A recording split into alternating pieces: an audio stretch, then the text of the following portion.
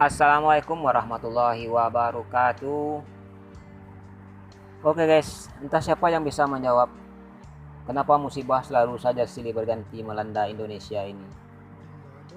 Belum lama ini banjir yang terus-menerus melanda daerah Sumatera bagian barat, dan sekarang gempa kembali mengguncang di Aceh.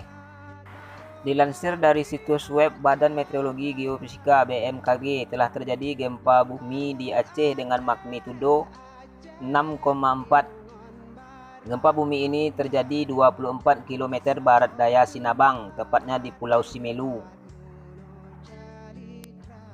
Gempa di Aceh ini berpusat pada kedalaman 13 km.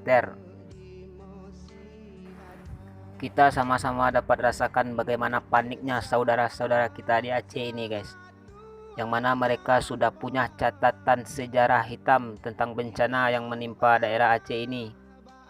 Masih ingat kita tsunami yang merenggut banyak korban jiwa, juga bermula dari sebuah gempa yang berkekuatan dahsyat. Dilansir dari situs web BMKG yang disampaikan oleh Bapak Kabid Humas BMKG, Bapak Daryono, bahwa gempa bumi ini tidak berpotensi tsunami, sehingga BMKG tidak mengeluarkan peringatan dini tsunami.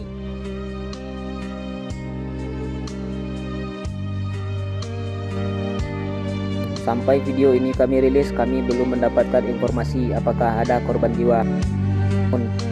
Yang dipastikan kerusakan terjadi cukup parah.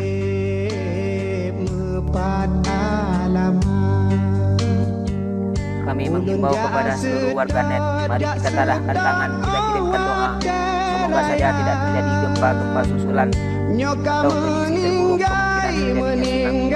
Dan semoga saja saudara-saudara kita di Aceh diberi ketabahan. Ulun jasiat lun baca doa, hudip di poma dan di ayat.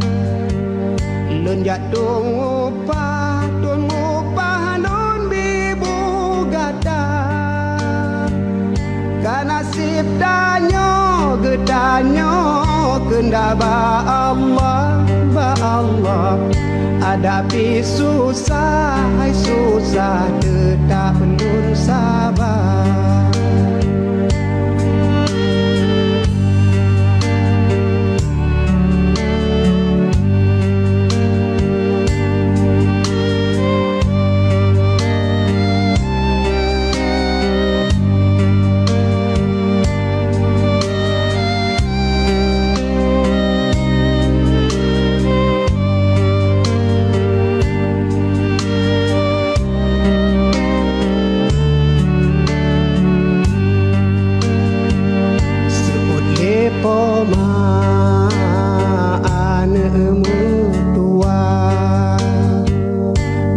Ba Allah getanyo sabar, bek putuh asa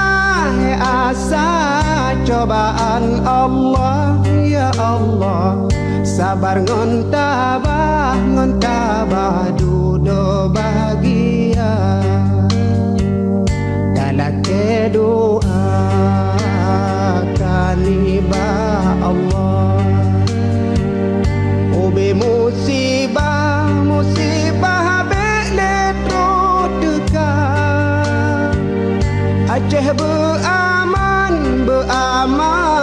belero darah seramo Mekah bukan agama, seramo Mekah bukan agama.